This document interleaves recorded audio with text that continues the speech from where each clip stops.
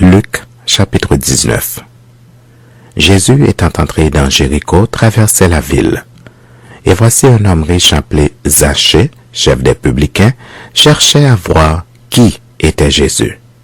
Mais il ne pouvait y parvenir à cause de la foule, car il était de petite taille.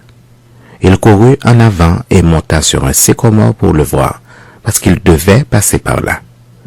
Lorsque Jésus fut arrivé à cet endroit, il leva les yeux et lui dit, « Zachée, hâte-toi de descendre, car il faut que je demeure aujourd'hui dans ta maison. » Zachée se hâta de descendre et le reçut avec joie.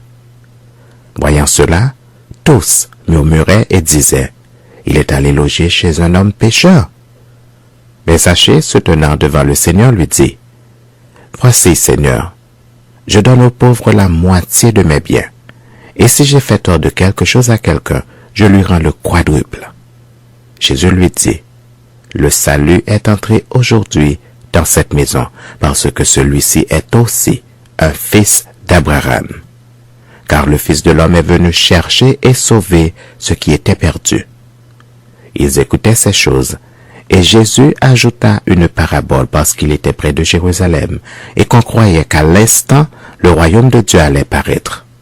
Il dit encore, « Un homme de haute naissance s'en alla dans un pays lointain pour se faire investir de l'autorité royale et revenir ensuite. Il appela 10 de ses serviteurs, leur donna 10 000 et leur dit, « Faites-les valoir jusqu'à ce que je revienne. » Mais ses concitoyens le haïssaient, et ils envoyèrent une ambassade après lui pour dire, « Nous ne voulons pas que cet homme règne sur nous. » Lorsqu'il fut de retour, après avoir été investi de l'autorité royale, il fit appeler auprès de lui les serviteurs auxquels il avait donné l'argent, afin de connaître comment chacun l'avait fait valoir. Le premier vint et dit, « Seigneur, ta mine a rapporté 10 000. » Il lui dit, « C'est bien, bon serviteur, parce que tu as été fidèle en peu de choses, reçois le gouvernement de 10 villes. » Le second vint et dit, « Seigneur, ta mine a produit 5 000. » Il lui dit, « Toi aussi, sois établi sur 5 villes. » Un autre vint et dit, « Seigneur, voici ta mine que j'ai gardée dans un linge, car j'avais peur de toi parce que tu es un homme sévère. Tu prends ce que tu n'as pas déposé et tu moissonnes ce que tu n'as pas semé. » Il lui dit, « Je te juge sur tes paroles, méchant serviteur.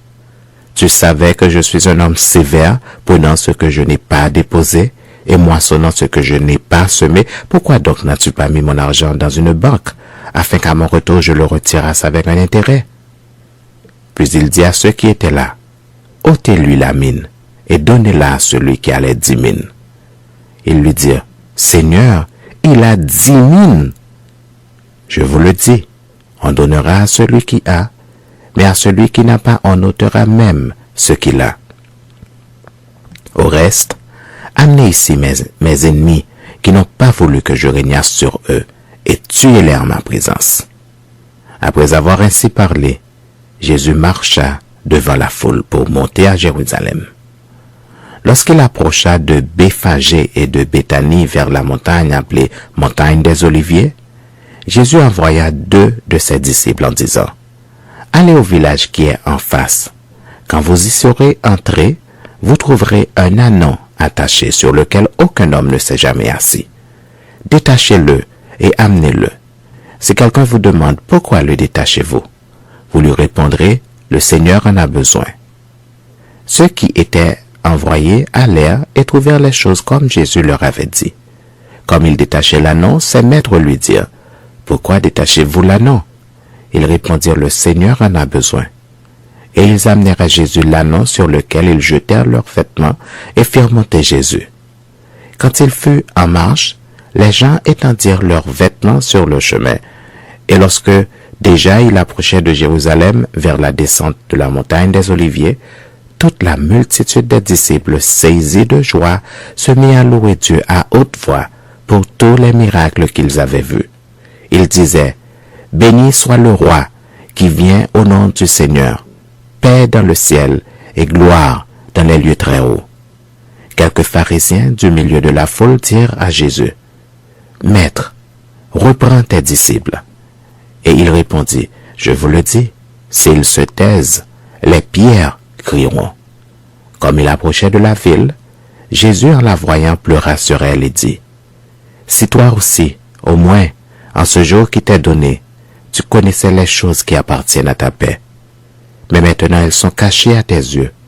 Il viendra sur toi des jours où tes ennemis t'environneront de tranchées, t'enfermeront et te serreront de toutes parts.